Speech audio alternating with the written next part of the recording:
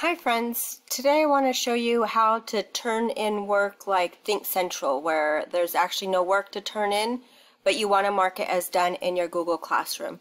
So the fastest way, and thanks to Caden that we found out, is if you're looking at your screen right here, you click on your classwork, and then you click on the one that you are doing.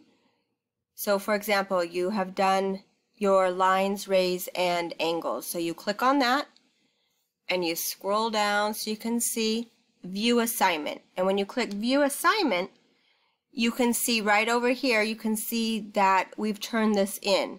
So let me go back and let me show you, like, oops, I made a mistake. I'm going to unsubmit it, so that's ever if you need to make a mistake. And now you're going to see what it's like. So on this one, as long as you've gone to Think Central and you've done everything that's 10.1, then you come over here and mark it as done. And you say, yes, I am done with it. And then you see it changes to turned in. And if you go back to your 4th grade rocks and your classroom, you will see now this says turned in. When you go to your to-do list, it should be off of your to-do list. So there should be on here no more of, you can see there's no more on here of 10.1 because it is all done.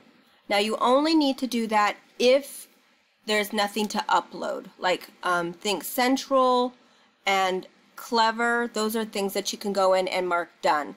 Things like with the geometric drawing, like where you have an actual video or something that you have to, over here where it has your work and there's something to turn in, you just click turn in.